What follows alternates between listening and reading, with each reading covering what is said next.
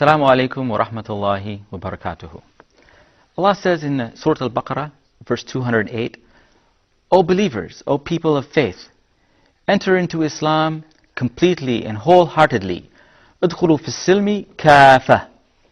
Wa la tattabi'u khutuwat ash-shaytan. And do not follow the footsteps of Satan, for he is aduwwun mubin. He is a clear enemy for mankind.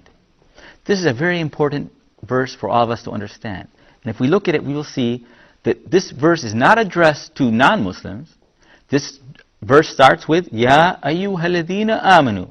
O you people who believe. O you people who have faith. O you people who are Muslims. Udkhulu fis silmi kafa. Enter into the state of Islam completely and wholeheartedly. This can be understood in two different ways. One, O Muslims, enter into Islam completely because some Muslims have not entered into Islam completely. There are some people among the Muslims who, even though they pray and fast and do the actions of Muslims, who have Muslim names and Muslim behaviors, who are raised in Muslim families, and yet they are not truly Muslims. They have not yet entered into Islam. So Allah is telling them, enter into Islam completely. You cannot enter into Islam half-heartedly or partially, but you must enter into Islam completely. That is because these people, even though they are doing the actions of Muslims, do not have true Iman in their hearts. Their actions are not devoted to the sake of Allah sincerely and wholeheartedly.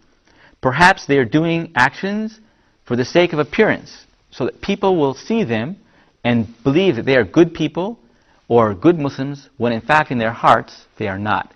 And so Allah is saying, O you who are among the believers, who have not truly entered into Islam, enter into Islam now. Do not follow in the footsteps of Satan. And there is another meaning of this verse, which is, O you who believe, O you who do have Iman, perhaps your Iman is not complete to the level that it should be. So enter into Islam completely and wholeheartedly. There are many people who are true and sincere Muslims, but they're lacking some aspects of Iman. Maybe they are not willing to make some of the sacrifices and effort to be true to Islam, even though they know in their hearts that it's necessary for them. So this verse is addressing some people who are among the Muslims, who seem to be Muslims, who are not yet truly Muslims in their hearts, and is also addressing those of us who may be sincere Muslims and may be trying to follow Islam, but we still have some aspects of non-Islamic beliefs and practices which we have not yet given up, and Allah is asking us to make the sacrifice and to give up those things which we may believe, and not follow into the footsteps of shaitan. Now once again, this verse is being addressed to Muslims. It's saying to Muslims, do not follow into the footsteps of shaitan. Now shaitan, Satan, as we know, was among the angels. He was a jinni, but he was among the angels of Allah subhanahu wa ta'ala. And he disobeyed Allah. Allah commanded him to bow down to Adam, whom he created with his own hands, and he refused. And he said, you created him from clay, and you've created me from fire. And fire is better than clay, and so I'm not going to bow down to that person. This illustrates the importance of understanding the meaning of Iman and faith. There are a lot of Muslims, unfortunately, who think because they believe in Allah, they say, La ilaha illallah, Muhammad Rasulullah, that after that they do not have to enter into Islam completely and wholeheartedly.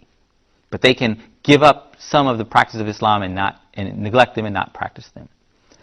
But Iman, if faith, only meant that you know there's only one God, and you know that He's your creator, and you acknowledge that, or you acknowledge, for example, that the Prophet Muhammad is your messenger, that that's complete and total Iman, then you are misguided. Because who could have known Allah better among us than Shaitan knew?